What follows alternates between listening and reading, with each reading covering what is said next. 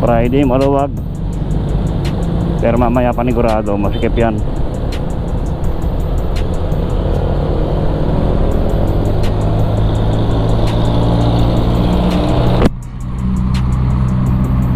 Dito lang, ilang beses ko nang na-vlog to eh.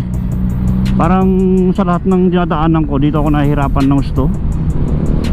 Mas challenging sa umaga. Kasi alam mo na, lalo kapag may mga truck, ang hirap sumingit dito eh. May mga part pa na siya na bako-bako.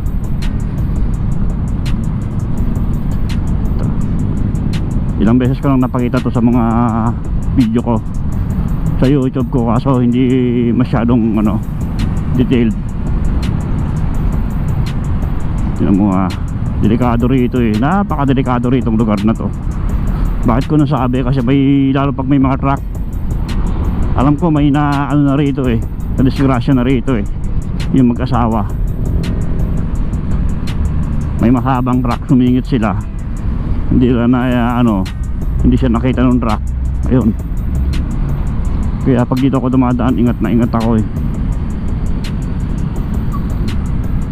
Maluwag kasi siya, tapos mga merging traffic, tapos nag-traffic doon sa dulo pag akit ng BGC.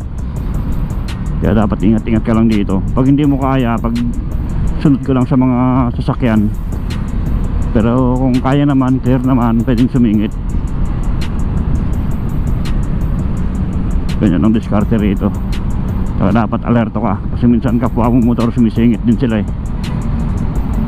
Yung mga naiinip.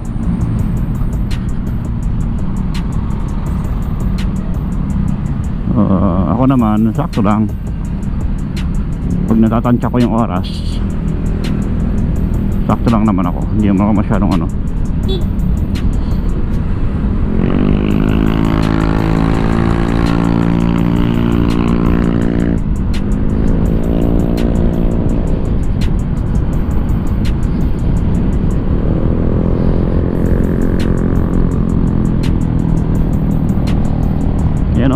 Lalo pag yan ang mga nasingitan mo, para nakakatakot, higugupin ka ng gulong.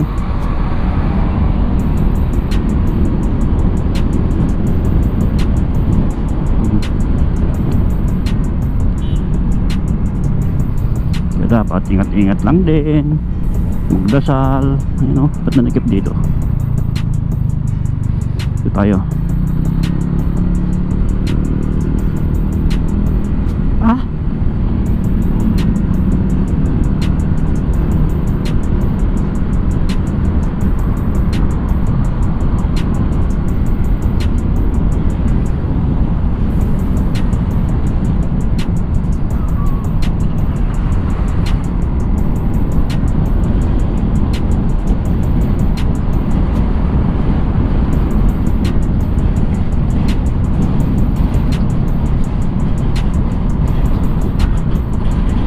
Tignan natin kung gaano katatag yung sabitan ng Insta360, yung magnet nya.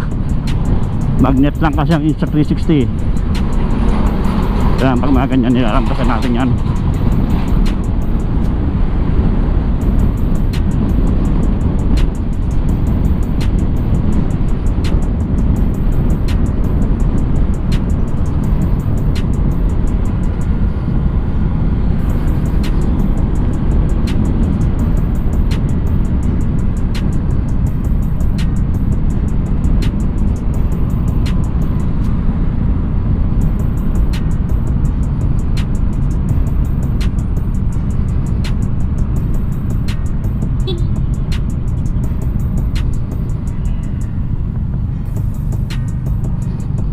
Dandan tayo.